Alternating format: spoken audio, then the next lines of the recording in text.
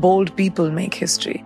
So if you want to be the lead actor of your movie, which is your life, you've got to take choices that might be contrary to what you've heard. When I was younger, it was really romanticized that you're going for it and just keep going. And, it's like you have to work 24 hours, do 4 movies in one time, 5 shifts, don't sleep, don't eat. And the more a person does that, the more successful you will be. But as I have seen and lived more life, I've realized having a work-life balance is really important. But to have a sense of passion when you wake up in the morning for whatever, whether it's your job, whether it's your life, whether it's your hobby, to have a sense of passion gives you a sense of purpose. And having a sense of purpose really leads to success, I think. I was learning the craft. I've never been to school, acting school or anything. So, my observations were just, what is everyone else doing around me? How can I learn? And I think that's something I still have. I'm a student of life. I don't expect that I know everything. So when I ask for something, it doesn't come from a place of I expect this done. It comes from a place of here's why it needs to be done. Mm-hmm. I come with reason because I don't like being told no to. So I make the situation such that it's hard to say no, where I'll be like, this is why it's necessary. Here's why we should make the change. I'm not someone who likes conflict. I love collaboration. I learn, and I tell young girls this, specifically girls, but mostly for young people, confidence it's self-taught. It's not something you're born with. It's not something that you'll always have. There'll be days where you're completely underconfident and don't feel the best. My job, I don't have the luxury, or yours, to be able to go to set and be like, I'm having an underconfident day. We still have to do this. We still have to perform.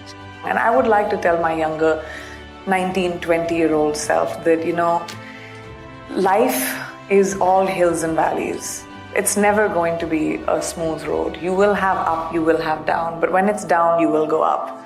So when you're up, be prepared for a down. And it's okay. Surround yourself by people that prop you up. Surround yourself by people who are genuinely happy for you.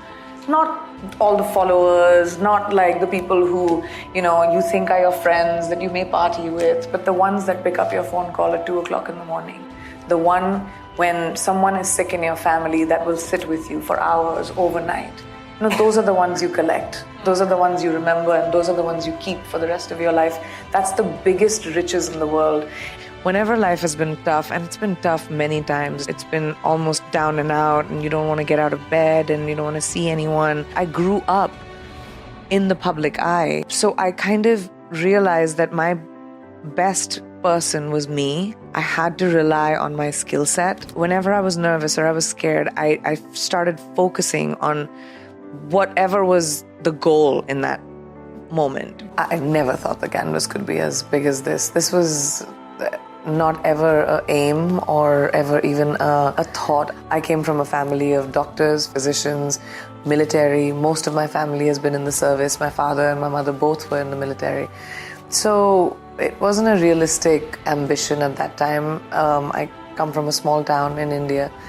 My parents, both highly progressive, always pushed me towards whatever dream I wanted to have. I kept looking at the next rung of the ladder, and then slowly I looked back and I was like 60 feet above. It is up to us and our generation to be able to cut those ties and change it for the next generation so that they don't inherit the equity on light skin. They don't inherit the gender equality that we probably thought was normal. I thought it was completely normal and absolutely okay to sit for hours and hours on set while my male co-actor just took his own time, decided whenever he wanted to show up on set is when we would shoot. It was normal, when fairness commercials came by and it was a really big shiny brand. It was normal for actors, to male and women, to say, oh wow, I have glowy white skin now.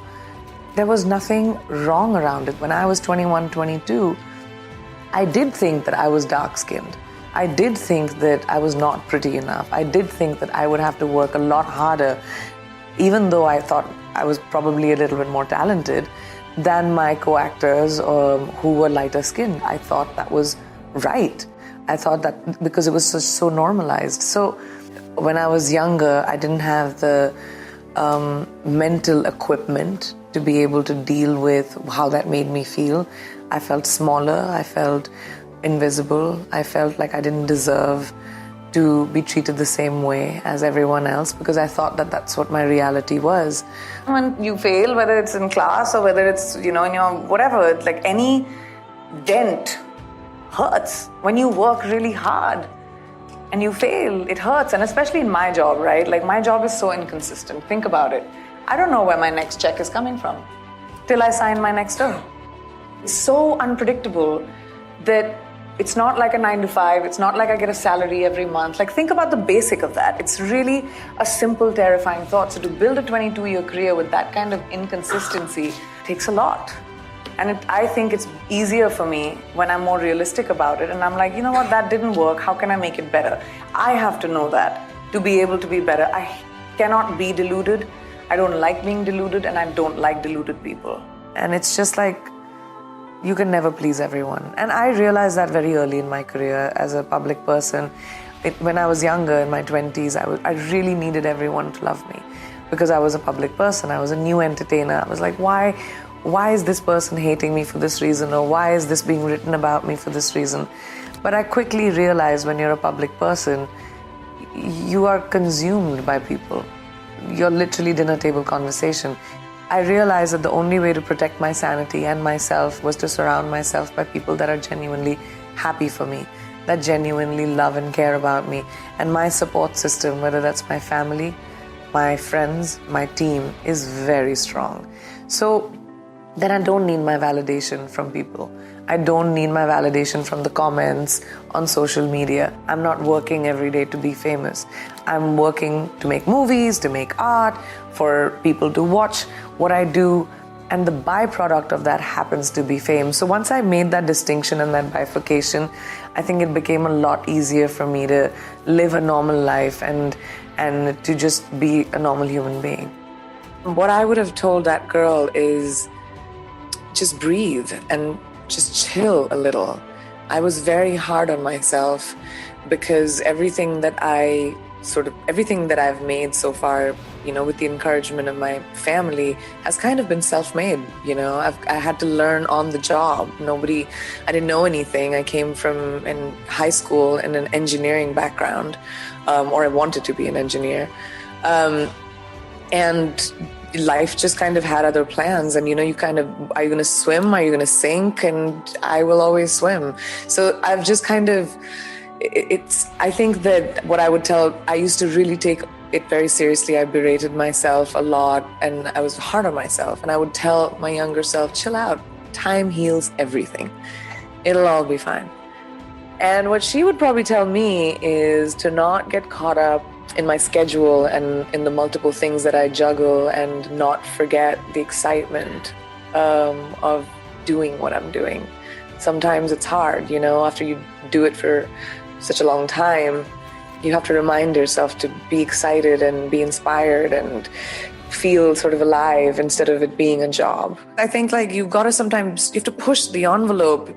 Yeah. There's been too many generations that have been defined by what people think we can achieve, or limitations that have been imposed because of people not being able to think or dream big enough. And I think it's every generation's responsibility to show the endless possibilities to the next. I think it's so crucial, if you have a choice in your life, to end up with someone who is not enthused by your dreams, is at least interested in them, is at least excited about them, or is at least encouraging. That's exciting, because everyone's busy and everyone has a thing in their lives, but to make the effort to make you feel like your dreams are as important as the other one is such a gift. In life, we never have to choose one thing, so that we need to take that pressure off of our backs, that you don't have to be on one solitary journey. You can choose to be on any journey at any time. As long as you take the pressure, we put too much pressure on ourselves to function. We create boxes and glass ceilings for ourselves because we're like, oh, this is the only way I can be, and that's how you're successful. There's no black or white in the world. Everyone lives in grays. For me, what has always worked is having the small next dream, the next step. You always have to take a step up in the ladder to be able to get to the top. You can't get to the top by flying up. Yeah. Human beings don't fly. And then slowly you'll turn around and you say, oh, whoa, look at this legacy I've created. But if you have unachievable dreams, something that seems too out of the ordinary, then you're waiting for a miracle. And miracles don't happen very often. You have to create it for yourself. So what's the next step in your big dream? So if you want to buy a car, say for example, you have to figure out how much it's for.